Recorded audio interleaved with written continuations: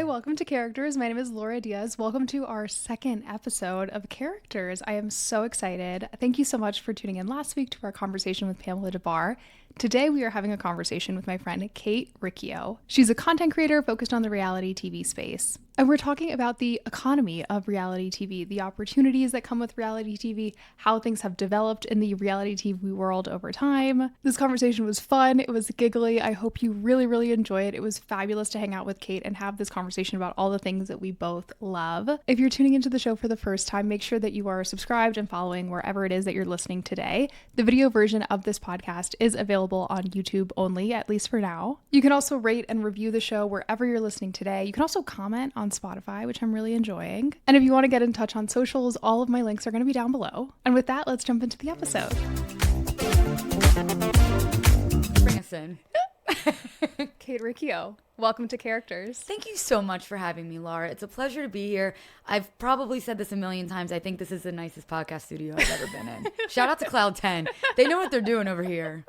I was so glad you're here. Thank you. I'm also really surprised this is the first time we're meeting in person because I feel like I already know you. Well, you don't live here, which was a crazy shock to me. I didn't know that until I was speaking to another one of your guests. And she was like, yeah, no, she doesn't live here. She lives in Denver. I was like, what? Because I was like, how have we never met? Yeah. And it's then it funny came that back. we've never crossed. Well, now we have. Well, I'll be around. Okay, you let me know. I'm here. I'm so happy that we're doing this. Yeah. I love your content. I've been a consumer for a long time before we were internet friends. Very sweet. I know that you started your career in scripted television, so I'd love to talk a little bit about that before we talk reality TV, because I have to imagine fascinating foundation to what we do now. Well, and I think it's so funny because I always tell people like, oh, I don't really do the career that I like moved out to LA to do. And everyone's like, well, yeah, you do. You like talk about TV online. And I always say to them, but the world of unscripted reality is so different than the world of like scripted television, obviously.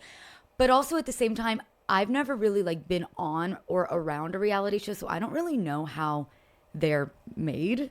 Like, how would I? You know, like I watch them obviously like religiously, and I assume, but I've never like been on a set where they're filming. I guess I was at SUR one time when they were filming Vanderpump Rules, but I don't know. I didn't really get to see like the scenes being filmed. So anyways, now I'm going off talk. I already want to talk about Bravo with you.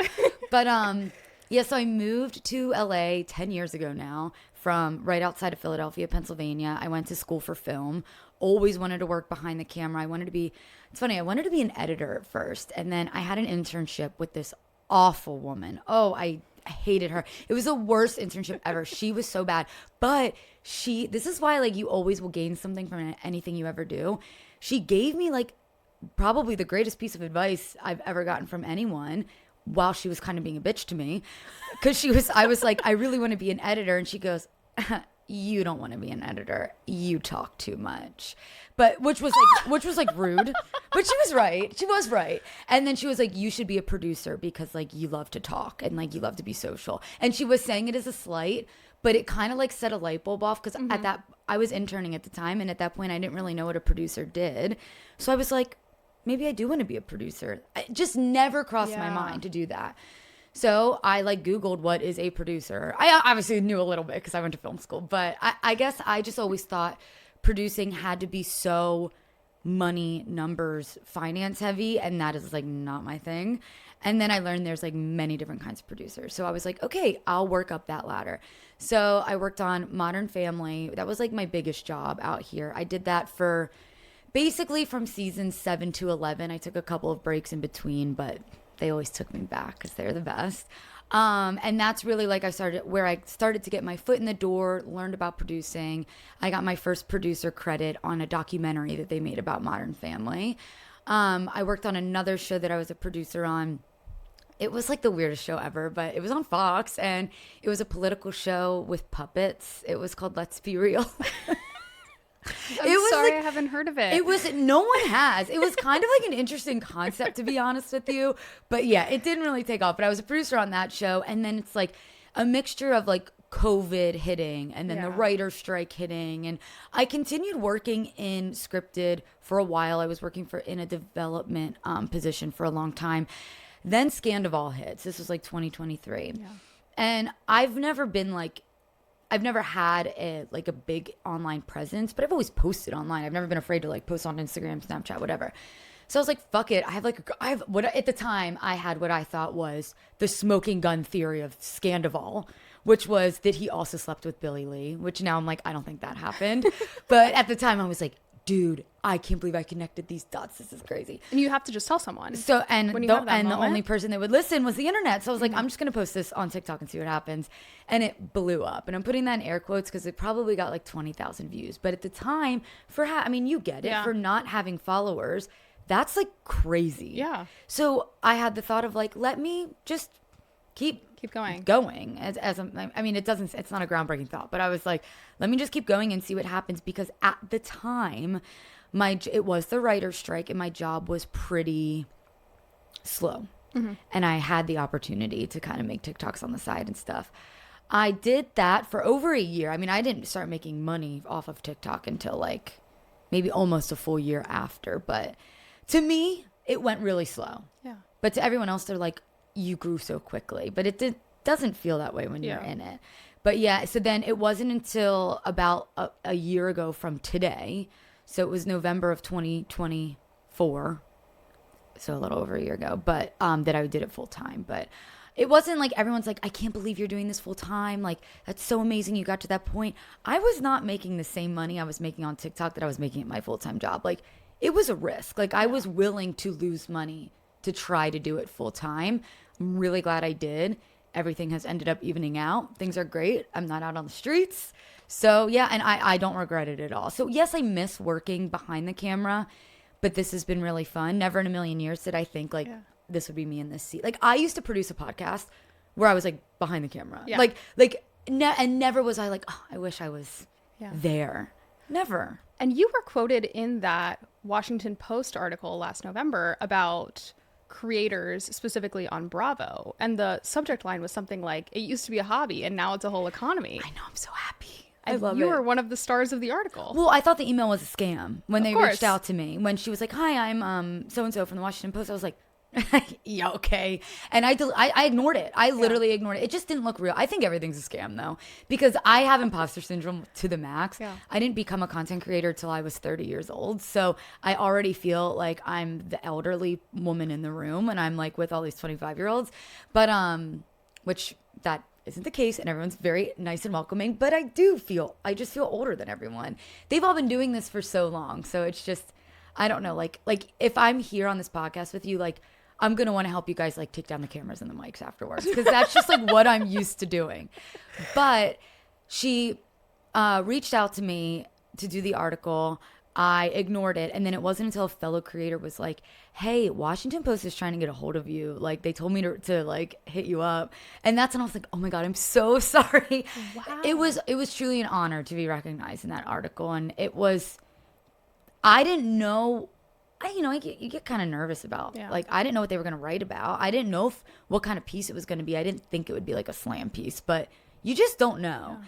And I was happy to see that it was a piece of like how we are making a career out of this. The comments are like, how is this news? Washington Post used to have credibility. So it's like, people are always going to have negative things to say, but I was like, you're all just jealous. Yeah. No, it's incredible how much of an economy it is to be a creator about these shows, like to be a creator that's focusing on reality television. Yeah. And it's also wild to think, something I really wanted to talk to you about was the economy of Bravo. But before we even get into that, I have to ask you about reality TV when you were younger, because you didn't work in it, but you were a consumer.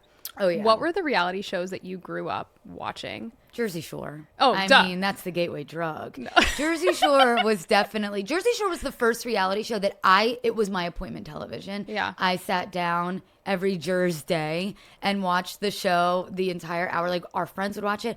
I mean, I had consumed other reality shows prior. My mom is a huge Bravo girl. And I remember OC being on in the house all the time when I was younger. But I was too young to care what these women were like fighting about at the time, obviously. But I remember the scene of Kristen Doute in the green dress bringing the mail to Tom Sandoval, like just being on in my living room while I'm like eating dinner. Yeah. But I wasn't like watching it. I was a little too young at that point. I definitely, like, Vanderpump Rules, for example, is something that I watched like a little, like when it had already been airing. But I would say Jersey Shore, I always watch The Real World. And then I love those, I don't know if you count this as reality, but I loved those little like Room Raiders, Next, Date My Mom, Pimp My Ride, like all those the shows MTV reality shows. MTV, Yes. yeah, MTV was really the one that got me started. Absolutely. It was the best. I'm thinking about America's Next Top Model because Yeah, I did watch that documentary too. was coming out. I can't wait. I was like obsessed with America's Next Top Model. Yeah, it really did. I like feel really blessed that I never suffered with any body image issues, at least from what I can remember. But I do remember watching it as a kid being like, is that what I should look like? So that America's Next Top Model, I'm sure they'll talk about it in the documentary. It was such an addicting show, but God, was it a fucked up show. Yeah, Fucked but even up. Jersey Shore. Like Jersey Shore is one of my comfort rewatches. But when I go back and watch it as an adult, oh my God, the stuff that they allowed on that show is unbelievable. Also, yes. Oh my gosh, doing a rewatch as an adult is crazy because I obviously like that stuff never clicked to me when I was younger. But even like now seeing photos of like Dina in a bikini in 2010 and when I was younger, like thinking that she was quote fat is so fucked up. No, it's beyond. So messed up. It's beyond. You know what I was also thinking of the other day that hit me was like these people also had to work. Like yes. These people also were working while they were living in this house and being filmed. Well, that was kind of like the dynamic of reality TV back then too. Like Jersey Shore, they had to work at the Shore store. The Real World, I mean, they all say if they did not go to their job, if they would be off the show. Yeah. I love the layer of an obligation because I do think it made shows more real. Whereas like nowadays, it's like, I don't know, people can just fuck off on these TV shows and do whatever they want and start drama and fight and whatever. But like on The Real World and stuff like that, I mean, if you didn't show up to work, if you punched somebody, like you're off the show. Yeah. I don't know. I miss OG reality TV like that. Yeah. I love The Challenge. Really? But that was like one I've gotten into later in life. Yeah. And I don't talk about every show. A lot of people don't know I love The Challenge. But I don't talk about every show that I watch online because sometimes I need something for me. Yeah. And The Challenge is I talk about it a little bit, but it's for me. I was going to ask you, like, what are the shows that you keep to yourself as pure entertainment? Because sometimes when I'm watching Bravo, I'm like, I need to be really locked in. I know. So that I can talk about this. I know. Well, I've kind of, as I've gotten more into this content creator career, I've been able to kind of pick up on what does well and what doesn't do well. Yeah. Like I'm not really currently talking about the new Vanderpump Rules because I know no one's really watching it. Yeah. So, but that's a show I'm actually enjoying. So I'm enjoying being able to just watch that to watch it and not have to worry about talking about it online. It used to be Survivor a little bit, or oh God, I'll watch like some dumb this is not a dumb, well, this is a dumb show. All-Star Shore, have you even heard of that? No. Jersey Shore is like a million spinoffs. They have spinoffs in other countries. Like I love Geordie Shore, which is the British version. They just came out with Canada Shore, and they did an All-Star Shore where they brought like a bunch of people together to compete on All-Star Shore. You're a Bachelor Nation person, right? Yeah.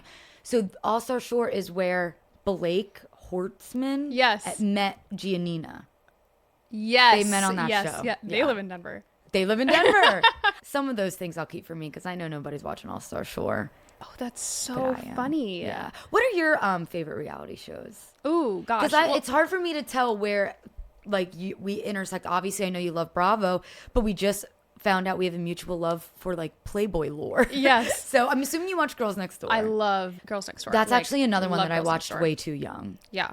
Girls Next Door, I have so many thoughts on, and like I could talk about this actually for days and days and days.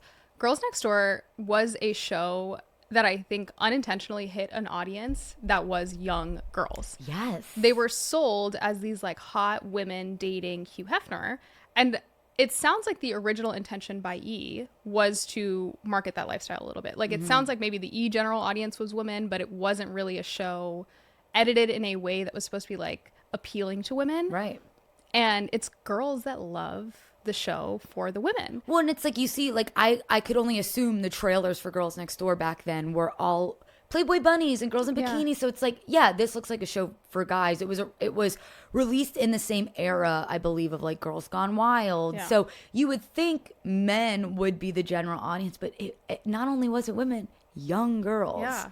So crazy. I remember I had a TV in my room and I would watch Girls Next Door like before I went to bed every night. Like I loved their lifestyle. Yeah. It was so, like, I don't know. Maybe it's because as young girls, we didn't really realize what they were doing there exactly. Totally. I don't remember ever thinking that they had sex with Hugh Hefner. No. I just remember thinking they were like it almost was giving like sorority, like a bunch of girls living in a house together, and that looked Yes. really fun to me. Yes, and a lot of women from that era, not just the girls next door, but like the side characters of their life at the time say that. Like it was a sorority experience because a lot of these girls were so young, 18, 19, 20 years old, moving into this house or like living around these women, and they were so young. So it was like their Yeah. college experience. Yeah. And funny that you say, like, I didn't understand either that they were truly in a relationship with this man, because during season 6, when they brought in a new batch of girlfriends, Carissa and Christina right. Shannon very famously said that they had no idea that this was a real relationship where they were going to be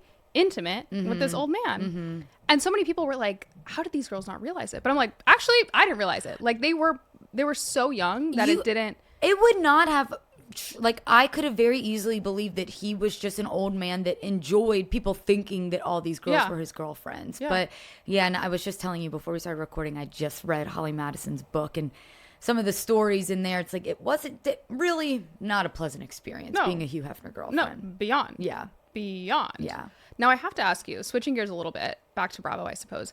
You said you grew up with OC kind of in the background. When did you start actively consuming Housewives? Okay, so Laura, this is where, and I do not hide this from the people online. Hopefully my fans know this. I'm a bit of a poser when it comes to the Housewives. Okay. Housewives has been the last Bravo show I've really consumed. Okay. I have seen all of Salt Lake. I've watched most of Beverly Hills. Here's the thing about Housewives. I have just a hard time relating to Housewives. For example, I think my favorite Housewives is Real Housewives of New Jersey, like the earlier seasons, because I'm like an Italian Yeah. from the East Coast. So to me, Yeah. that didn't even feel like a Housewives. That felt like a reality show of its own. And I love Jersey Shore. It was like giving that. But then I sit down and watch, like, I try to watch Orange County. I don't really watch Orange County. Like, I really struggle with that one just because I don't know. It's hard to get me hooked. It's hard when I know so many of the people some don't return. Some people I Yeah. love and they don't come back. So I do feel like a bit of a fraud being a Bravo content creator, not knowing all my Housewives, but I've been doing a really good job at like consuming. So I would say I've been watching Housewives only for about 3 or 4 years at this point. But Yeah. Salt Lake is the one that I watched like in full from start to Yeah. finish. And like New Roni. Because when New Roni came, I was like, okay, here's my chance. I'm going to lock the fuck in because I've seen OG Roni, obviously, but definitely not every season of it. So I was like really dedicated to locking the fuck in of New Roni. And then of course that one was kind of like No, yeah. a fail. Well, I feel like that was also great from a consumer perspective to like better understand what is it that we don't like. Yeah. Like actually watching new Real Housewives of New York gave me so much appreciation for the shows that I do like. Yes. And you know what? I think it gave a lot of appreciation for OG New York too, where Yes. that's kind of what got everybody to say, you know what?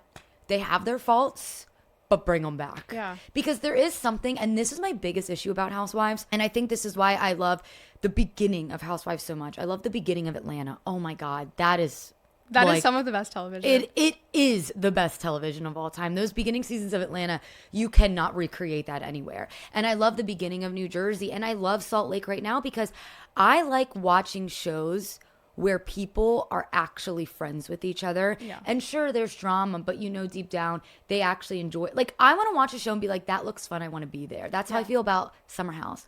I watch Summer House and I say, that looks fun, I want to be there. Early Vanderpump, that looks fun, I want to be there. Season 11 of Vanderpump, I almost couldn't even watch it because it did not look fun and I did not want to be there. So when I watched, like, God, some of those seasons of Beverly Hills when everyone's just fighting with each other the whole time, I'm like, I don't enjoy watching. Yeah. That's why I don't watch The Bachelorette. Or I'm sorry, that's why I don't watch The Bachelor. Yeah. Because I don't like watching big groups of women fight with each other. And I don't understand when people on those dating shows say things like, I'm not here to make friends. You know, the majority of you are losing. Yes. You know, there's only one winner amongst Yeah. this crowd of 25 or 30 girls. You should be there to make friends. Yeah, and then get a good edit at least. Yeah. My God. It's a bigger picture. That's another reason why, though, I'm not big into Bachelor Nation. I will be when Taylor Frankie Paul comes on, which I don't necessarily agree with that decision. But from like a marketing standpoint, Yeah. it was the best thing they've ever done because I'm going to watch now. But that's kind of why I fell off of Bachelor Nation because I'm like, I just feel like it just isn't authentic. Like, Yeah. you can't honestly think you're gonna be the one person. I don't know. It just doesn't feel real to me. Yeah, I understand. Okay, so my take on dating shows in general, I'm a sucker, and I believe in an experimental sense. You could truly find love because you're like cut off from the outside world. You're in this bubble where you're not allowed to talk about things like politics and what you do for work. Really, like you can't really have any like deep conversations. So I think it's like pretty easy probably to fall in love in these like super isolated environments. And it does happen. Right? Sometimes they work out, Yeah. but I believe it in the moment. I'm like, okay, maybe these people are really feeling something for each other. But yeah, as soon as you introduce the rest of the world, I guess that was the appeal of like Love is Blind originally. Yeah. You're taking out the factor of like having to move for this new relationship. And Love is Blind was so good in the beginning. It was really good when in the love was truly blind. Love is not truly blind anymore. I don't know. We'll see. We've got Ohio coming up. You have low hopes We're for not Ohio. talking about that. So random. But yeah, well, and then you think about like I love a dating show too. Yeah. But then you think about the shows like Survivor, who I think I wish I knew like the exact statistic because it might not be Survivor, but there's a reality show that's a non-dating show, but it is a competition show that has like the highest rate of marriages. Really? Yeah, like more than I don't want to say more than The Bachelor, but Like has an abnormal amount. has like a ton Yeah. of relationships that have come out of that makes show, and sense. it's not a dating show, but to your point, you're thrown into this pressure cooker of a situation that only certain people can understand. Yeah. I couldn't imagine going on a show like Survivor and then coming home to like my husband and have him just not be able to relate to that traumatic experience I Yeah. just went through. No, you're people totally do right. it, but No, you're totally right. And they say that also about shows like even like Love Island. Like a couple of them from this last season said they very intentionally kept their jobs. Like Olandria said that she asked them Yes. to please hold her job for her when she got back. Little did she know. No, I mean, look at her now, Yeah. right? But going on this show doesn't necessarily mean that you're like your life is going to change. For a lot of people it does. But then you look at shows like The Bachelor. A lot of the women who go on those shows have to go back to regular life. And yes, you're like a local influencer, but you're not getting the social gain that you would be on even like early seasons Right. of The Bachelor, like pre 2018 Bachelor, or shows like Housewives where you are really like thrown into a much bigger scale. Right. Well, and that goes, let's tie it back to the economy of it all, right? There's so many reality stars today. And I mean, look, we are in like a social media economy, but it's like, how many brand deals are there really? I mean, when you're God, I can't even imagine the type of money someone like Snooki or Pauly D were making when they are not just the biggest reality stars, but the biggest stars at the time. I remember I used to work for an actress. She was not a reality star. She was an actress, but she had a very large deal that was only for social media. And I remember being like, they're not even going to make this like a commercial. It's purely, like they filmed it like it was a commercial, but it was only for social media content. And the amount of money was like a year's salary, you know? So it's like so I understand people going on these shows wanting to get these brand deals, but then also, but how long does that last? Yeah. Like if you're on The Bachelor in 2021, you're probably not still getting brand deals today. Some people, but not everyone.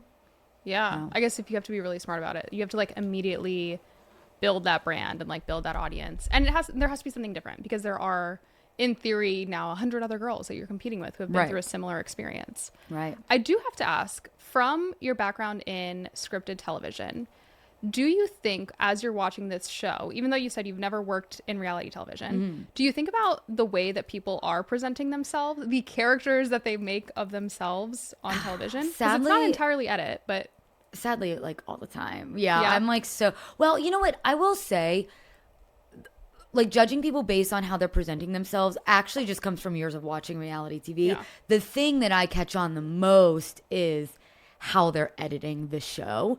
Like Southern Charm, for example, drives me up a fucking wall. Next time you guys watch Southern Charm, do me a favor, and whenever someone's having like there's a two-person conversation, they will never, whoever's talking, you never see their face. You always see the reaction face of the like if I'm talking right now, the camera will be on you, and then when you start talking, the camera will be on me, because I think they're Frankenbiting. They're placing all these things together. It's so obvious on Southern Charm to me. And that just bugs me as a viewer because I'm like, I understand you have to like create a story, but like I don't want to see the narrative you're creating. Like I want to see what actually happened. So I think that's mostly just the thing I pick up on the most. Love is Blind is really smart, and Netflix shows are good at having the glasses that aren't clear. Yeah. Because I will always look at that. I will always look at the time on like an oven to see how they're like editing the scene, if they're like pulling things. So that's really it though. There was one thing that happened on the Valley, but I think anybody could have probably picked up on this, where they were having a conversation on a boat, and like the beginning of the conversation, it was like light out, and the end of the conversation, it was dark, and the sun must have set really fast. And in my head, I was like, they must have been so deep in this conversation that the lighting team didn't have any time to set up lights for them, because it was like they were like pitch black, like in this scene fighting. And the first place my head went to was like, that poor lighting team is probably just like standing by waiting to set up the lights. But honestly, it hasn't ruined my reality TV experience as much as you would think. Yeah. I overthink everything. Yeah. Everything that is presented to me. And I think about the lighting too. Like, there was a couple of times during Love Island over the summer. And we know that show is shot on these like hidden cameras. Right. So you can tell pretty quickly when like the day has just gone on, the conversation has been going on for hours. It's like a little bit easier, I think, to pick up on that. But yes, the Frankenbiting, like once you, even like listening back to a podcast, like you can tell when things are cut kind of funny. Yes. And I feel that way with like my own podcast, where I'm like, it could be the littlest itty bitty thing. And in my head, I'm like, well, someone's going to pick up on this, which they probably won't. But I'm so like you're sensitive aware to it. Yeah. So, yeah. I totally understand. The other thing that I think about a lot in the editing is when you are familiar with a location, it is so much easier to pick up, of course, on like the fakeness of the production. Like on this most recent season of Potomac, the finale was basically like the women were in the car the whole time, and it was like this trip from hell where they were going to Colorado, and it was just like I'm literally currently watching that. Okay, right I'm now. not going to spoil anything, but you can tell in the background that they're having these conversations, and like there's landmarks around them, like they're driving past an IKEA, and like I know where that IKEA is, and there's no way that that was like on the way to wherever they were supposed to be. So I'm like, okay, well, not all of this can be their fault, because logistically, there's no way that this would have happened on like a Google Maps if that's what they were following. Or like similarly, I grew up in Miami, and Housewives of Miami, they go to like very regular restaurants a lot of the time. Like they go to like very normal places. And I that's probably true for a lot of the franchises, that you can just like pick up on where they're going. Or like Salt Lake does the same thing, where they get like a Word doc printed out instead of a regular menu when they go to a restaurant. And you can kind of tell like there's something off about this logistically. Well, let me tell you some tea. Please. Because you triggered something in me. Yes, that happens to me all the time, especially when I'm watching like Vanderpump Rules or something, and like they go to this bar and they're like, yeah, this is like such a fun bar. And I'm like, no, it's not. Yeah. But obviously they're going there because that's where they're able to film. Or they all used to work out at this gym that was in Burbank. And because I used to live in Burbank, and I've gone to that gym, and I'm like, if Tom and Jax live in West Hollywood, why the fuck are they driving to Burbank to go to this gym? So that would always bug me. But here's the tea. My friend used to be a production assistant on Shaws of Sunset, like OG Shaws of Sunset. And he told me two things about it. And I'm not going to name him because I'm sure he broke some sort of NDA, but I am going to spill his tea. He said one time they were going to a birthday party for someone. I don't know who it was. And he was driving the van to bring everyone to the birthday party. And in the van were gifts that production had wrapped. And he had to hand each member a gift. Like they didn't know what gift they were giving at the birthday party, but they just walked in with gifts that production provided. And the other one was, there was a scene where two people were at this fancy pool restaurant, but it actually wasn't a pool restaurant. It was just a pool like filming location, Airbnb, that they had rented for the day. So my friend, the PA, they made him dress up like a waiter and take their order. And you can see him in the episode saying, what can I get you? And serving them food. And he's a PA on the show. So they do some shit like that sometimes. Yes. Wait, yes. And I have a follow-up to that. Some personal gossip, I guess. So previous to this, I worked internationally, and I did a lot of work in the Caribbean. And any opportunity I got, I would ask someone about a cast trip, a Housewives cast trip. Like, I heard they just went to your country. What did you hear about it? And a lot of those trips, from the conversation I have, as I understand it, they were brokered by typically tourism boards. Like, it's not just a hotel that's involved. It's like how does the tourism board want to advertise this region or this country or whatever it may be? So a lot of the hotels that are shown on television, of course, have to have like the capacity to be advertised in that way. So anytime like someone goes to the Bahamas, now it's always Bahamar that they stay at. Like God, you're right. Yes, it's always Bahamar. Before that, it was Atlantis, like the great Mary Kate and Ashley movie that was filmed there. Like that was, and someone told me like that was the best tourism PR that they had ever seen. I wanted to go there so bad. Of course, and it's still like burned into all of our memories. And what I was going to say is there was a Salt Lake cast trip to Bermuda, literally months after I had gone. And I stayed at this hotel where they had a dinner inside of a cave. And they all, I think it was the pirate dinner that they all had. And I think it was season 4. It was like right before receipts, proof, timeline. Yeah. And that's a spa. And so I looked at it and I was like, I know exactly where that cave is. I know that waiter because I was there 2 months ago. And it's like a spa that they just put a dinner table in and like needed the private space. So once I started like really asking questions when I would travel, I started picking up on a lot of that on my own too. It's also so obvious too when you're watching and like they have like these private rooms in restaurants and stuff. Here's what I will say. You triggered this at me too. So I'm glad we started talking about this. In order to film somewhere, I'll give you my producer. Yeah. I'm sure you know this. You need a permit to film there. You can't just randomly walk into places with a bunch of cameras and microphones and crew. So like everything is vetted. No one just randomly pops into a bar. Like on like Vanderpump when they just like go to bars at night. Like they have to, I'm assuming they have to hit up these bars. Or like I went to Sir one night where there was a sign out front that said you by entering here, you are agreeing to being filmed. Like everything is planned in like a legal way. So even like cast trips where it's like, you can tell it's like, okay, this season it's Heather's turn to plan a trip. Well, this season it's Mary's turn to plan a trip. Like Mary, you watch Salt Lake, Mary and Angie doing a RV trip. That's not what they would plan.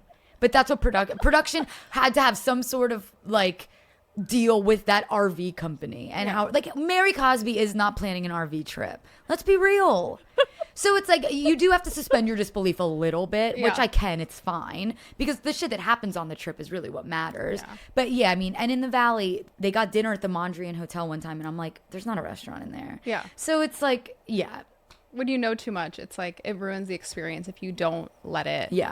Simmer. Yeah. But then at the same time, I mean, there have been plenty of restaurants that I've seen them go. Like, I have a friend that's in town, Josh Theroney stan. And like anytime he wants to like go somewhere to eat, I'm like, okay, well, let's go to the Belmont because they go there on Vanderpump Rules. So like on the flip side, it is great for these restaurants to be like, yes, please come film at my thing. So because I know the Vanderpump people love the Belmont. So I'm going to go to the Belmont, you know? So it makes sense. Oh, that's funny. Yeah. Oh, wait, that's a great point. I was going to say on the flip side, I would love to hear your thoughts on how social media has influenced what happens on these shows. Because there are some shows, I'm going to say Salt Lake loves to talk about the bloggers, the podcasters, the rumors. There are some shows that are so tuned into what is happening online that you can tell it's impacting the way that they speak to each other. Yeah. How do you feel about that versus shows that like completely ignore the fact that they have a presence on a show? Well, this is where I'm torn a little bit because I hate the word. Everyone does. I am a blogger, you know? So it's like, but I do think that there are people out there that post things because they want a housewife to see it or they want it to be brought up on a show. Maybe they don't want it, but in their mind, like they get excited if they get reached out to, like it's going to be on the show. I mean, I've been reached out to be on shows and I was excited, but I would not be excited if I was like talking shit or saying something negative and then they used it on the show. Like, I don't know. I never want to be that blogger that people are fighting about on a show, but some people like that. I think it kind of comes with the territory these days. Like, for example, that's like a huge deal that people are having with new Vanderpump is like, they all just want to be social media famous. I know it's different than what you're asking, but it all comes back to it's just the world we live in right now. And that's why a lot of people prefer reality shows from 2006, 2007, 2008, because we didn't have this extra layer. Like there's the reality show and then there's the reality show that's happening outside of the reality show. And there's people meeting up with Kiki Monique, you know what I mean? And Kiki Monique becoming a part of OC. Like that's crazy. Yeah. But not crazy for Kiki Monique. I love Kiki Monique. But like, it's just crazy that that becomes such a big part of the show where housewives, not only are these women talking about each other and gossiping about each other, then you have 100 people, myself included, talking about them online. It's just such an extra layer. I don't like it from like a viewer standpoint, but from a career standpoint, I hope it never goes away. Yeah. So I'm very torn because I love like the organicness of reality TV, but I'm not going to stop talking about it online. And I don't know. Let me say this. I don't think that Bronwyn Newport would have separated from Todd if she didn't see things that people were saying about him online. Yeah. Do you? No. And I don't think Heather Gay would have asked Lisa Barlow, what do you truly do for work, had she not seen everyone online asking if her companies were shell companies. Thank you. So it's like, I think that's a positive and a negative. I do think Bronwyn and Todd separating was a positive from I did not like them together. I don't know how they were behind closed doors, but that's a positive. Sometimes you need to see what people are saying online to get you to snap into reality. But negative, yes. Same thing goes for people are having a big issue with Austin Kroll on Southern Charm this season because they think he realized, oh, so many people don't like that Craig said he was an addict and now he's drinking again, so I'm going to call him out for that. It just isn't real. Yeah. It's just the same thing that you said about with Heather and Lisa Barlow. Salt Lake really leans into the blogger stuff too, and they don't need to. Yeah. They're perfect. Yeah. Stop doing that. Yeah. And it's funny that you say even today, like being so aware of it, there is a reason that people like earlier housewives even specifically because they were so unaware of their fame a lot of the time. Like I always say this about Atlanta. Fabulous, incredible first few seasons. When Kim Solsiak, by season 3, she has a song on the radio and they're showing her like getting stopped on the street. She's like literally running along a highway. God, in yes, one of the scenes. yes. And she's like, everyone knows me from this song. And I'm like, lady, like you're on an incredible show. Like you are making TV history. Like this is maybe the show pushed the song out. Yeah, maybe the song was actually everywhere, but people are not recognizing your face from the radio. Right. And she's convinced like I am a pop star today because of this. Because reality TV was so nothing back then. Yeah. And it's so everything. Like reality TV will make your career. Ariana Madix, perfect example. I mean, she made her own career as well, but she would not be the Ariana Madix that we know today if she hadn't started on Vanderpump Rules. So yeah, that you're absolutely right. And that's so funny because I remember exactly what scene you're talking about. Pretty sure she was even like had like a wine in her hand, like on the side of the road. Yes. They stopped at a gas station to get a beer on their run. That's right. Yes. On their run, her and Sweetie. Yes. Yes. And she's like, everyone knows me from this song. And I'm like, lady, everyone knows you from this show. Everyone knows the song from the show. Like, I feel like back then, reality shows almost acted as like more docu-series. Yes. Whereas now it's just a reality show. Like I miss when it was just like following their lives and they would always do crazy shit. Now I think people are too aware of making a storyline. And you know what it is? It's not even so much like bloggers like me, like content creators. It's also just fans. Everyone has so much access to social media that you are hearing what people, this is what everyone always is like, would you go on reality TV, Kate? And I'm like, I'll never say never, but I'm so aware of you have fans that have their opinions of you on TikTok, Instagram, Facebook, Twitter, Threads. My God, there's so many social media platforms, Reddit. And I think they're so aware of what fans are saying about them now, where before you had what, Facebook and Twitter, maybe, that, and no one was really posting on it like they are today. That I think that's a big reason why people are so hyper aware as well. It's not just content creators. It's, I mean, I get it. If you have people shitting on you every time you open your phone, you're going to try to change yourself so you're more likable. But we liked Kim Zolciak in that era because she was kind of not like she was so... She was like horrible, but it was like so fun to watch her.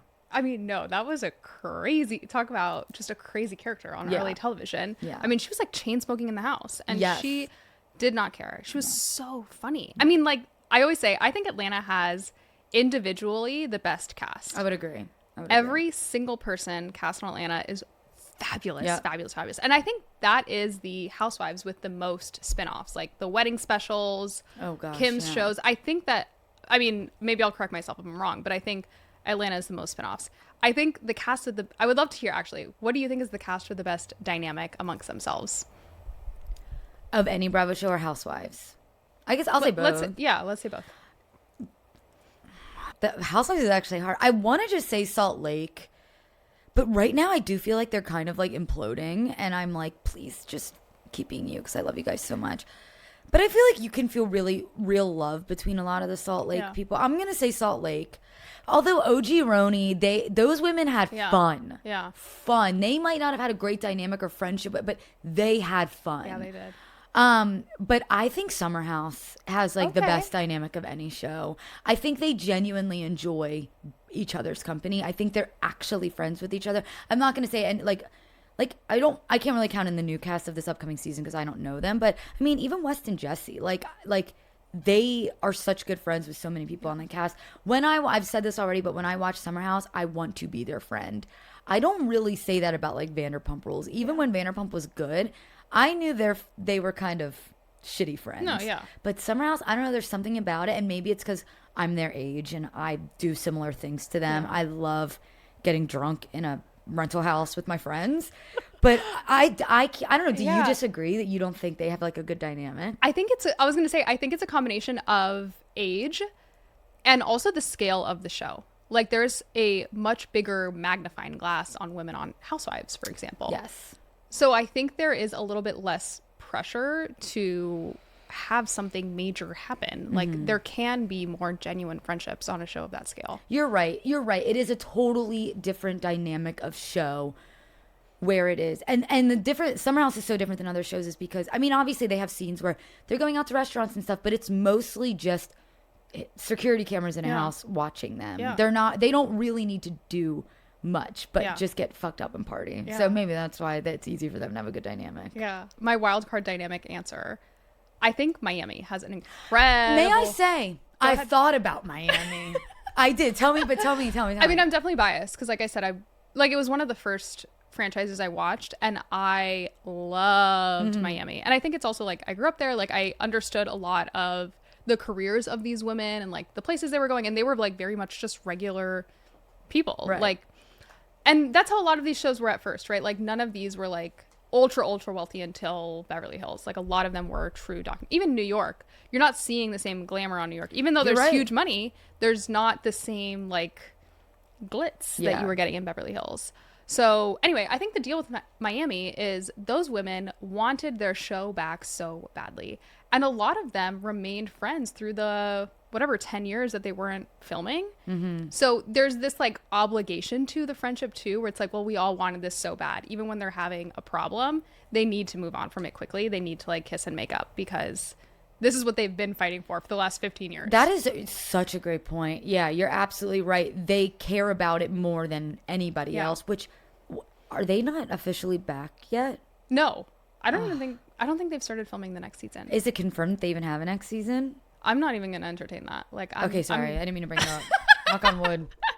What you said, I can totally relate to, where you said they were friends even when they weren't filming. And I do think that's why I have such a soft spot for shows like Vanderpump Rules and Summer House, mostly Vanderpump.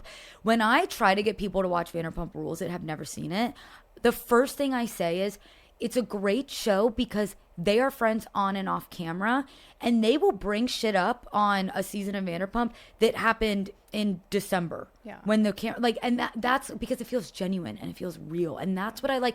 That was almost an issue. I mean, I love Jersey Shore, but Jersey Shore, they only hung out when they were in a house together. So like I mean, I think they probably hung out a little bit, but it's like, I wish I could think of like a better example than Jersey Shore, but you know what I mean? Jersey Shore is a good example in that like these people have been filmed together for the last 20 years, right? Like, which is kind of crazy to think. Maybe that's not exactly what it is, but it's like, they have been on television together. I think they aired together. 2009.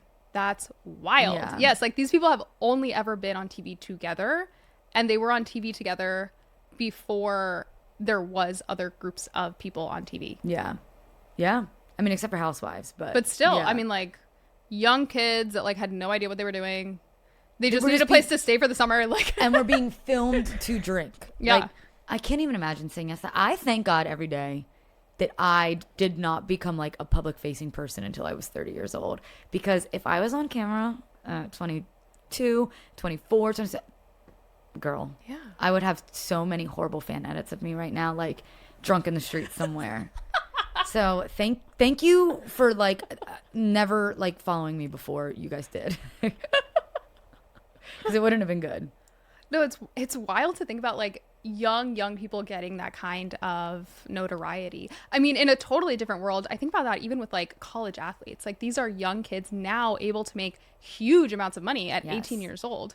Like it is a world to be thrust into. Like that's an insane opportunity for someone to get at that age. And similarly with reality TV, it's like your youth is being documented. Like your exploratory phase, like the Secret Lives of Mormon Wives. Those girls are all so young, and of course they're having like these normal struggles that people are having at 21 years old. They're just like being blasted out to the world. Right. When I think about that too, of like being that young and having access to so much money, and like even me, I'm like doing my taxes for the first time as a content creator at 31 years old. And I'm like, how, no one told me how I'm supposed to do this. So it's like, I've had like the realization of like Richard Hatch from Survivor, season 1 of Survivor. I know he went to like jail for tax evasion. Same with Mike, this situation. But in my head, I'm kind of like, I get it. I could understand how someone could go to jail for tax evasion. I fear I'm going to go to jail for tax evasion. Like, I'm afraid I'm not doing this right. So yeah, then, I mean, obviously when you have enough money, you're hiring business people to help you. But just having all that money, figuring out how to invest it right, figuring out how to spend it right. And I don't know, it's like with these women that are so young, like the Mormon wives, you're going to do whatever you want to do to keep that kind of money. Yeah. Your morals might be a little, your frontal lobe hasn't developed yet. I mean that. No, yeah, you're right. So it's like, I don't know. It's they are just so young to be making that kind of money. Totally right. I'm glad that you mentioned Mike, the situation going to jail for tax evasion. I think about that all the time. Yeah. Because honestly, I get it too. I'm like, he was so young. He got bad advice. Like, I'm sure it was people took advantage of him. Or people took advantage of him. But I could see it also being like his cousin is a CPA that like kind of like, I'm just like, okay. But to play devil's advocate, he like was like in his 30s when he started Jersey Shore. Okay, so, like, I didn't get that. But he was a different kind of in their 30s than like me and my peers are. Like, yeah, he in that the grand scheme of things, he was young and just didn't quite understand. Oh my God, I thought he was like 19. No, him and Pauly D were like, I think Mike might have been 29, but Pauly D was definitely in his 30s. And then you have Snooki, who's like 21. Whoa. Yeah, the age gap was crazy. I don't think I fully appreciated that at all. Not many people talk about it. Not many people talk about the age gap of the Jersey Shore age gap, please. Not the wage gap, the age gap. Oh my God. I could talk to you about this all day. Keep going. It is fun. It's fun. You know what's great?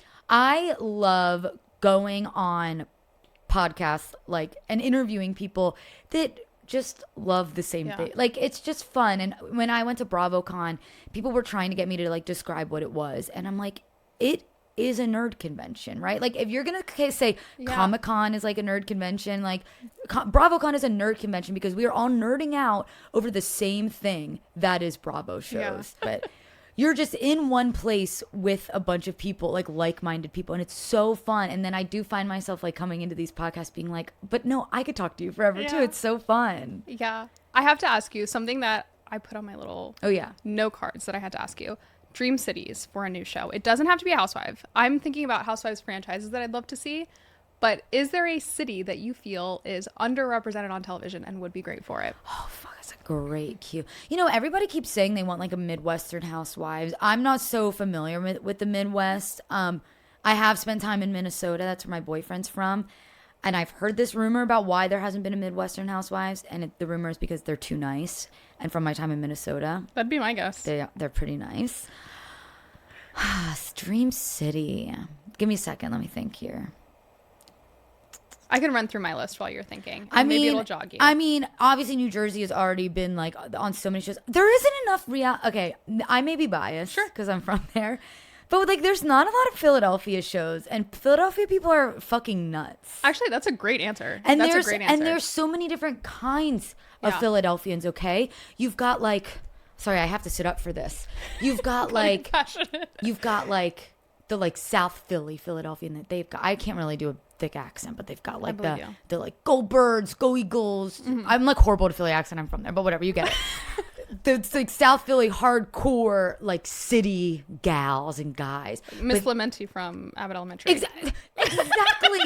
Exactly. Oh my God, thank you, because that's what I was trying to convey. But then there's also very wealthy parts of Philadelphia, the main line, they say, and they're a little bougie, right? I mean, then let's say even like people that have lived in Philadelphia for so long. And like I went to Temple University, which was in North Philadelphia, and we were surrounded by people that have lived in that neighborhood for 40, 50, 60 years. It's like there's so many different types of people in Philadelphia that you could follow that would be so interesting. That's a good answer. And the thing about it is it really is the city of brotherly love, because like what you see is like for real. Like people will be like, fuck you, you motherfucker. But then it's like, go Birds.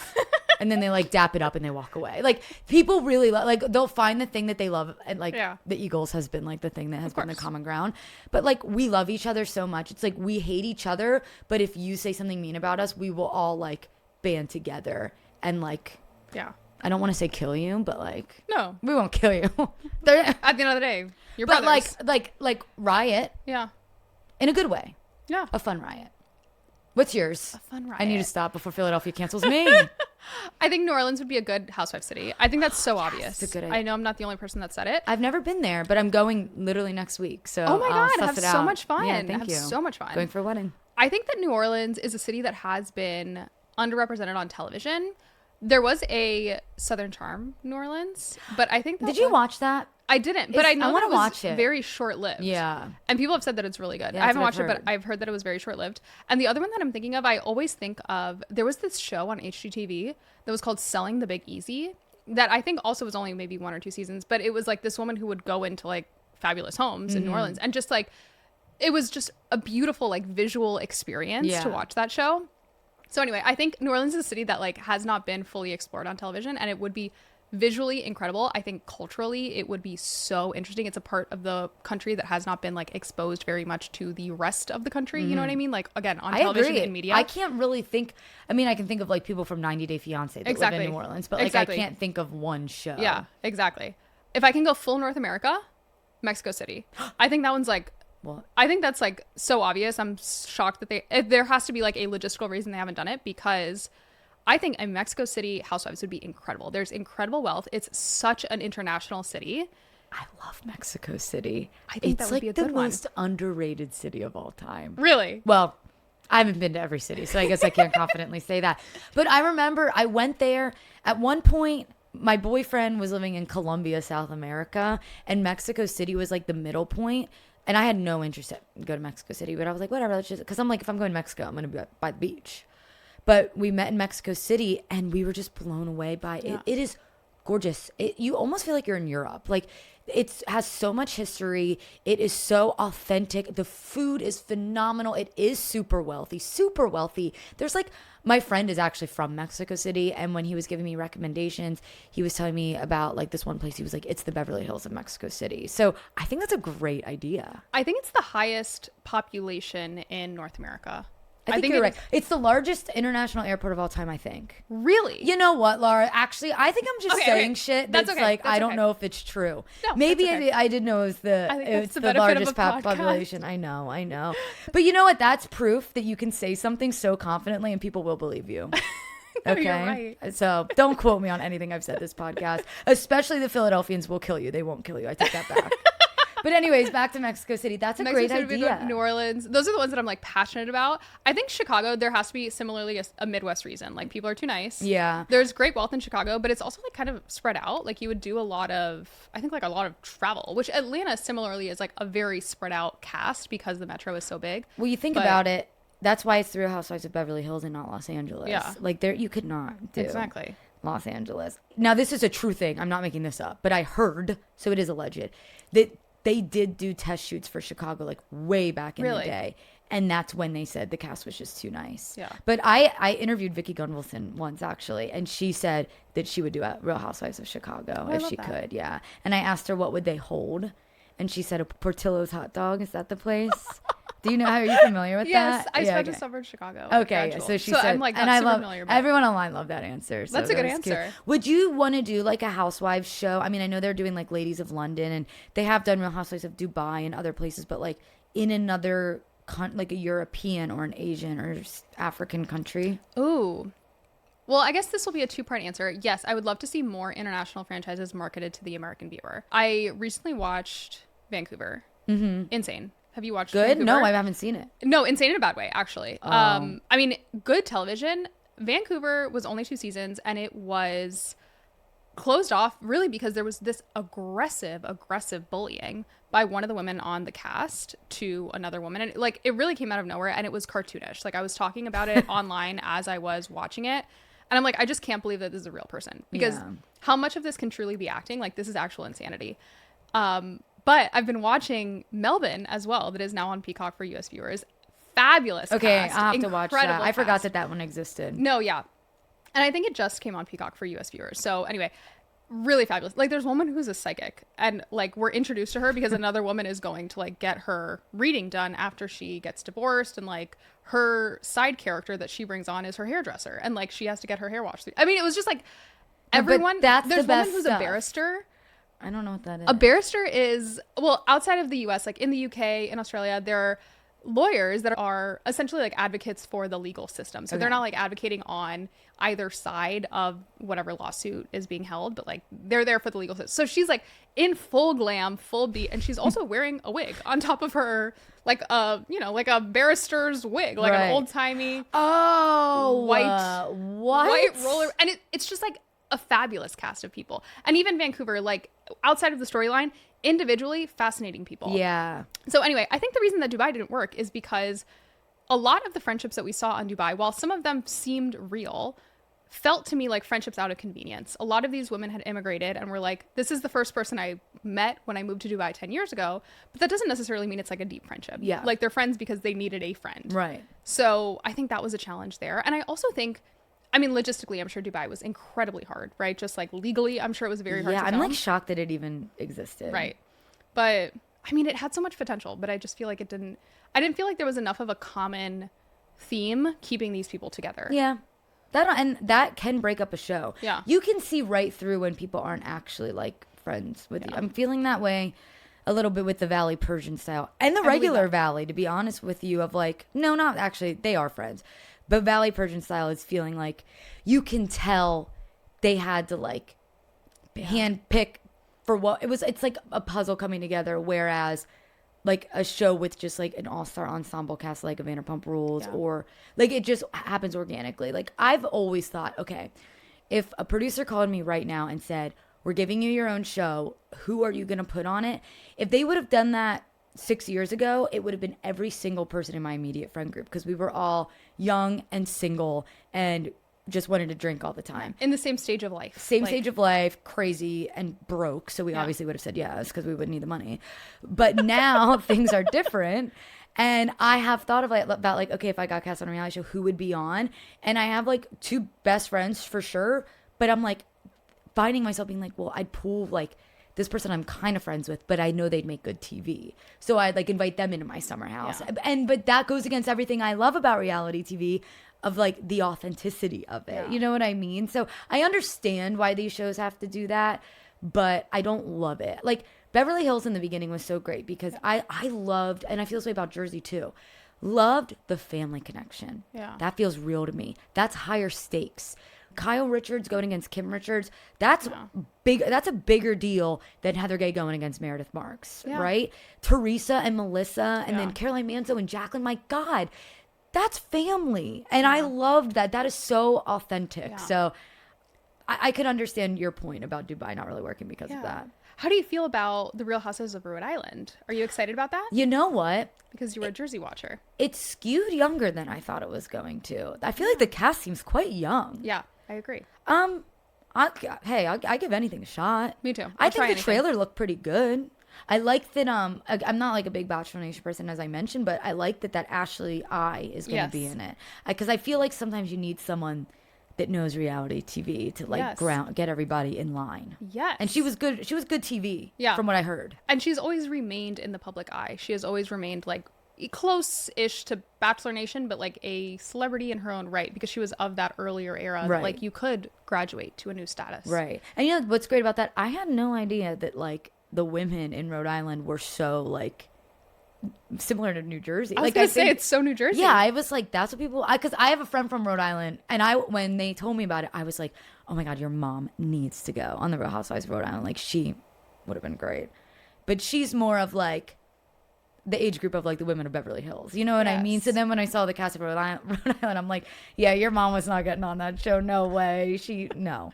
But I don't know. I'm hopeful. I'm always hopeful for any new reality show. I'm always excited for any new reality show. Like I just love reality TV so much. Yeah. So like I just kind of love everything. Yeah. I just told this story on my podcast, but I went and did a like set visit to where Mr. Beast films. So random. Oh, so how random. Interesting. It was so random. How was it? It was actually very good. I'm not like a Mr. Beast consumer. I'm definitely not his key demographic. I got the email, again, thought it was a scam, like I do all emails, but I'm kind of just like trying to say yes to everything these days. And a big part of the tour, they like flew us out to North Carolina and like everything. And a big part, it was me and a bunch of YouTubers. I don't know why I was there, but a big part of the tour was we got to see episodes of Beast Games, and then we like kind of discussed of the new season of Beast Games. And that's like more of a competition show. And I just thought it was so cool that I'm like getting to watch a reality show before everybody else. And I'm here in the room with the producers of the reality show. Like, so afterwards we do like a little Q&A, and I was one of those people that was just like, I love that you did this. I love that you did that. I think it was great. I didn't have like any like criticism because I just was so stars in my eyes, and everyone else had like a lot of criticism. And that's when I kind of realized I do sometimes think I view shows in the eye of a viewer more than I do in the eye of like someone that used to work in TV, because I just love it. I just don't ever want people to stop making reality TV, even if it's bad. So then once I heard these YouTubers shitting on Beast Games, I'm kind of like, damn, you guys are kind of right. But like, I would have never have thought that. Yeah. So all that is to say, I'm sure I'll be loving Rhode Island. I want to try to think of a reality show I really didn't like. I'll tell you one. That new one that just came out, Members Only Palm Beach. Oh, forget it. God. Forget it. Why are we watching that? I watched maybe 15 minutes and I was like, this is atrocious. Why are we watching that? Bad show. And I've watched the shitty Netflix shows. Like, I loved Bling Empire. I loved Bling Empire. Bring back Bling Empire. No, Bling Empire was very good. It was good. It was very, but I think very it's good. the same. Okay, you know what? I'm actually about to give you another false information. In my mind, it's the same production company as Members Only Palm Beach. Oh, interesting. But you know what? It's not, because here's what I know for sure. Bling Empire was Jeff Jenkins Productions, which is the same production company as Secret Lives of Mormon Wives. But if I had my phone on me, I would fact check that right now of the Members Only Palm Beach thing, because I do kind of feel like there's some correlation there. Oh, interesting. Could be I wrong. don't think that much about production companies. You know who I recently learned, not recently, I guess like a few months ago, I learned about Maloof Productions, of Adrian Maloof of Beverly Hills. They were one of the producers of Living Lohan, the show about I definitely Lindsay did not watch Lohan's that family. Show. That checks out. I remember watching it like in real time. Like her sister was trying to have a music career. I remember the show being a little bit nuts. But yeah, I think about that every once in a while. Like the Maloof family just had their hands in absolutely everything. Yeah. I did. I liked watching Adrian and Paul. Me too. I watched Beverly Hills for the first time, like kind of recently, like in the last 2 years. I was like I was shocked that her and Paul broke up. Like in my mind, they were still together. Like because I know who they both are. I know their faces. I was like in shambles when they like broke up. I understand. But that's crazy of me to not know. Well, I mean, that's how I feel about like Kyle and Mauricio. And we see them now. There's something off about that. There's something going on in their divorce that we're like, and I think it's the most, I mean, I'm sorry, I don't know when this episode's going to come out, but on the most recent episode, it seems like they're not filing. They're not in a rush to file. They're just like not even concerned really about finally getting divorced. Yeah. But like I cannot, like when they split, I think that was a shock to the Bravoverse really, because they seemed so like endgame for each other. Yeah. When I think that's something that, you know what I think about a lot? I think about why is it that when women, I think about this with Katie Maloney all the time. When Katie left Tom Schwartz, it wasn't met with like, fuck yeah, by everyone. Yeah. It was met by fuck yeah by a lot of people. But there were still so many people out there that were like, but Schwartz, oh, internet. Like, and she didn't get this big hero edit. Yeah. It just was, she left her husband, whatever. Yeah. It wasn't until Ariana left Sandoval, which obviously he did something that we all felt kind of personally betrayed by, that I felt like after that, people then finally started celebrating women when they left their boyfriends. Like we really celebrate Paige. We've celebrated Kyle, even though people are not necessarily against Mauricio, but it's like, we're just kind of like, good for you. Yeah. I just feel like, I don't know. There's been a shift. I'm very justice for Katie Maloney. I feel like she's received so much backlash in her time. And sure, she wasn't perfect. Nobody's perfect. Ariana wasn't perfect. But, you know, who else? Brittany leaving Jax. Michelle and Jesse on the Valley. Like, I don't know. I just feel like there's been so many people that have separated Paige and Craig since Ariana. And we kind of give Ariana the credit, but it's like Katie left Tom, and that was hard. And they had to stay on a show together, too. I don't know why I'm getting at this. No, I understand. It's interesting that you mentioned Paige DeSorbo, because I think something that was really impactful beyond the Bravoverse of Paige announcing the breakup, that she was like, I am choosing myself. Like, I do not want to live this kind of like traditional life that had been laid out before me. And there was this like very clear declaration of being like her own person and like making her own choices that I think came at a time where people are today willing to accept that from women. Like, even think about Alex Earle and her breakup announcement. And she shared it in this capacity of saying like, I am choosing myself. Like, I feel like I just have so much going on right now. And like, I'm excited about my own life and my own decisions. And I don't need to be necessarily tied down. Not that there was anything wrong. And like, she continued to just be like, it's about me. And Paige did the same thing. Like, it's about me. And I think that's so important for young women today, that we are at a time where people can accept that with such grace and celebration. And still thrive. And still be okay. And it's like, this is what I do hope for Kyle and Amanda, that they can continue on their shows together. Like, I just feel like no one gives Katie enough credit. Like, she continued on the show with her ex-husband and still thrived and didn't complain and filmed scenes with him. I don't know. It's just, but I agree with you completely. I always forget about the Alex Earle thing, because that was a big deal too, where sometimes it doesn't have to be this big scandalous thing that happened, and you can choose to choose yourself. Also, she's so young. Yeah. Like, be single, girl. Yeah. Are you excited for her Netflix show? Did you see that they just announced? I am really excited, because I think the family has enough like diversity, I suppose, in the characters. Like, there are a lot of people in her family. The parental level is interesting. There's kids. Like, there's a lot going on in that family that I think is so intriguing. Well, with her, look, I'm self-admittedly an Alex Earle like fan. I do watch her on TikTok and stuff. Like, and a lot of my friends are like, you do? Like, she's so much younger than us. I'm like, who cares? She's very interesting to me. And even with her vlogs, that's like a mini reality show. Yeah. And she has a YouTube channel, and people, I mean, it's kind of crazy they haven't had a show before this. Like, I mean, she has millions of people tuning in to a 3-minute long vlog of her getting ready with her sisters. Yeah. Why the hell has that not been a reality show yet? So I'm very excited for it. I hope that it's produced in a good way. Another show I don't really watch anymore is Kardashians, because I think it's way too self-produced. And I'm like, why am I going to watch something that's blatantly inauthentic? I think it's like a lot of things.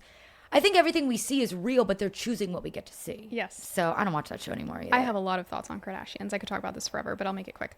I think the difference in Kardashians today versus Keeping Up is not only the age of the internet, but the self-awareness and the need that these women have for the show. Yes. So originally, they were so proud to say that they wanted to be famous.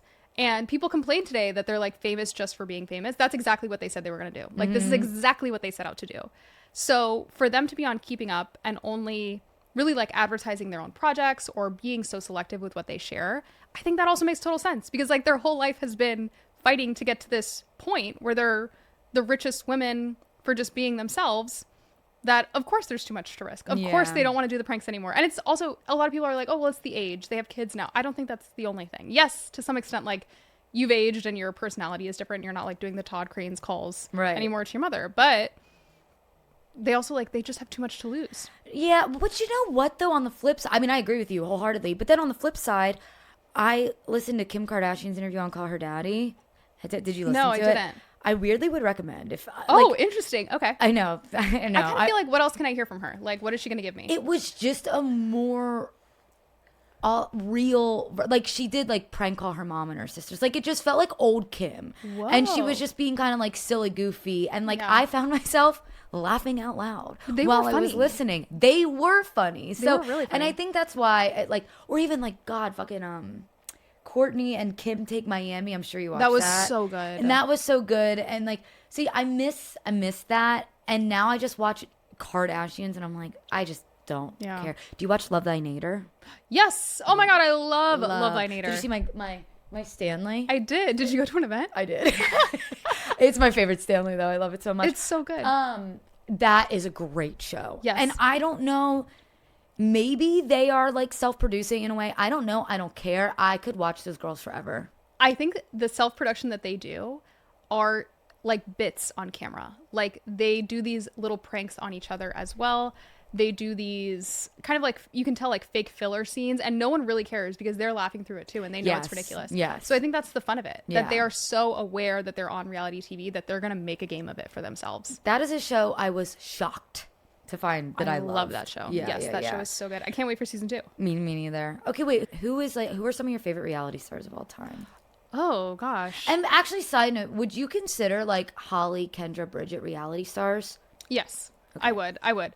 And I have a lot of thoughts on them. I mean, I'm going to say, honestly, I think the 3 of them are up there for me. And I think individually, they all brought something very different. I always say, unpopular opinion, I think, well, maybe not unpopular, but my take, I think Kendra is perhaps the most complex character on Girls Next Door because she was so young and she had really no idea that she was like being played by these people, being used as a pawn by this old man. Well, hearing the way that Holly talked about her in her book, actually, I think Holly thought she was like kind of like making people like, I don't know. I thought maybe Holly thought she was like doing something by like shitting on Kendra, but it actually just made me feel bad for Kendra. Like, I think Kendra didn't realize it until much later, and she's just starting to speak out about her trauma. Yeah.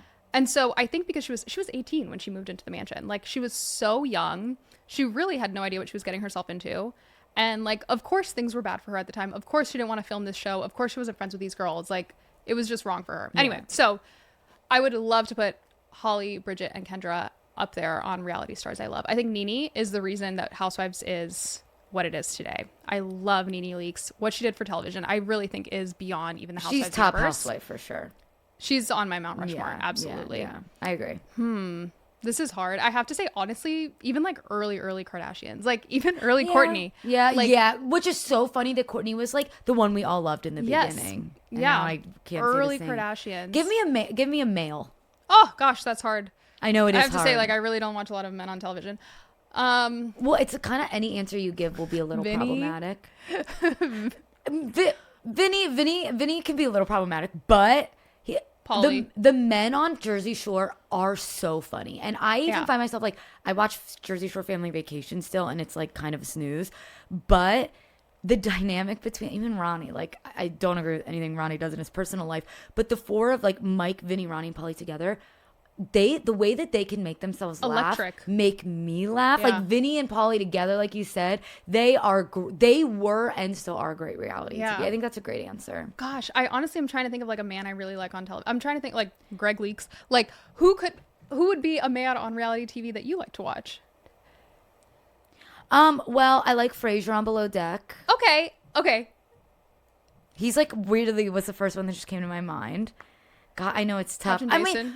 Captain Jason, but it's like, but here's the thing though. It's like, it's easy to like someone that's not real. Like Captain Jason isn't really in drama. Like, no, he's just extremely neutral. That's what I'm trying to think of. Like, is there someone that like, you know what I will say? Is more of a character. I think you can like watching someone and not like them. I love watching Kyle Cook. I think he's funny as fuck. Yes. I think he was a horrible husband, but I love watching him, and I watch him on Summer House, and I'm like, he would be really fun to party with. I think that was the problem. I really appreciate that. And I appreciate what you said, that like you can like watching someone and not think that they're a good person. I try to do that all the time. I try to separate like I enjoy watching Sally on Southern Charm. I don't think I'd be friends with her. Yes. But she's bringing something to the show that's interesting to me. Yeah. Like, if you're making a good show, if it's like fun to watch, I'm going to like watching you. Amanda Francis. I love watching her. I'm obsessed with her. I think she is so good on that cast because she provides a common villain. Yeah. My friend Josh just said the same thing. Really? Yes, same thing. You need to have a little bit of, like camaraderie amongst the other women. And she's providing it. You guys are so right. And I don't think about it that way, but you're right. I just like to hear what's going to come out of her mouth. I think it's funny. I think Beverly Hills is kind of boring. Although, Rachel Zoe. I love Rachel Chef's Zoe. kiss of an ad on the show. Incredible. The last thing I need to ask you about. Okay, yeah, sorry. Speaking of Amanda Francis, what do you think of the theory of the Housewives to prison pipeline? Do you believe it's real? Do you believe there's a reason that we see so many housewives now engaging in crime? I think if I had even the smallest skeleton in my closet, I would never go on reality TV. Yeah. But most of the time, when people have skeletons in their closet, whatever, it's because they're money hungry and they're trying to make money. Yeah. Then you get an opportunity to go on TV, you get to make more money. You get to put yourself out there. So yeah, they're going to take it. I think when you're on TV, then you obviously have a spotlight on you. People are going to find those skeletons in your closet. It infuriates me that if you are partaking in criminal activity, you then put yourself on reality TV. I would never do that. If I'm breaking the law behind the scenes, why the fuck am I going to become a Real Housewife? I wouldn't say Amanda's breaking the law. I don't know. No, and I don't mean to insinuate that. No, I know. Imply but that. People are saying that about her, and her yes. classes are like a little weird. But yeah, I mean, Jen Shaw was doing that shit before she was on reality TV. Why did she go on? Yeah. Teresa and Joe. It's like, why would you? I just don't know why you would agree Wendy, to like, put yourself in the public eye. Yeah. I do not understand it. So I think the pipeline is real, but I don't think the physical show, The Housewives, have anything to do with it. Yeah. I think it's because you chose to go on TV. Yeah. And maybe it does have to do with The Housewives because the fans are so crazy that now it's kind of become, which I don't love this, like a thing for people to dig up shit about you. Yeah. I don't like that. Yeah. I think it's too much. Like, I think it's a little too personal. And yes, in theory, these people are like signing up to expose their lives, but it's like, this is an invasion. Yeah. Like, this is too much. Do you believe that it exists? Yes and no. I think that there is a Venn diagram where there is a little bit of overlap in people willing to totally expose their lives for financial or social gain, right? Because that's why people are going on these shows. And like an overlapping circle of like people who are willing to commit tax evasion, people who are willing to commit crime. Yeah. I wonder what the deal is with, do you remember like when Whitney Rose was going through her business shit and people were saying she like was doing some sketchy things? I don't remember exactly what it was. Yes, I think it was just an MLM, which I hate to say, I mean, yeah, it's a little bit sketchy, but it's also very Utah. Like, it's so Utah. Yeah, that I don't think it was any more sketchy than I mean, what look, anyone we've else all is been doing. a part of an MLM at least at one point in our lives. I mean, let's be real. We've all dabbled in a little. Yeah, I remember when I was younger in Pennsylvania, the big MLM was, well, one, essential oils. Okay. Big. And selling knives door to door. Cutco. Yes. Is that like I a knew thing? so many people in high school who did that, and there were incredible knives. Like, I mean, I haven't had like a high school rep plug but in it's like, many years, I'm not buying a knife from a 17-year-old. No, yeah, I knew someone who did it, and I remember like they were great knives. I remember, but yeah, Cutco was an Wow. MLM Okay, for so high that was school that kids. was a universal thing, I guess. Yeah, Or at least like my in mom the had an country. Avon lady, right? Like Avon and Mary Kay. Mary Kay. Oh, my cousin's wedding. She was a Mary Kay girl. And when we got ready for her wedding, it was Mary Kay ladies doing our makeup. And they were kind of like selling the makeup as they were like doing my makeup. And I was like, they did have a good makeup remover though. And good lipstick. You know what? Mary Kay had good stuff, but I was like, I'm not going to buy any of this right now. But wow. Okay. Gosh. What else do you need to ask? Well, I think that was really it. We covered like more than I ever expected. We were to. gabbing. Oh I'm my God, sorry this if is there so was much like a fun. specific topic you wanted to stay on. And No, I just wanted to hang out. Okay. And I feel like we did. I just wanted It's to so hang fun. out. I'm really, really honored that you asked me Thank you. to be. You sent, for everyone listening, Laura sent a very professional email. Very kind. You've been so great. The studio is amazing. And yeah, I'm really glad I got to meet you in person. Oh my God, I'm so glad we did this. Thank you so much. Come back anytime.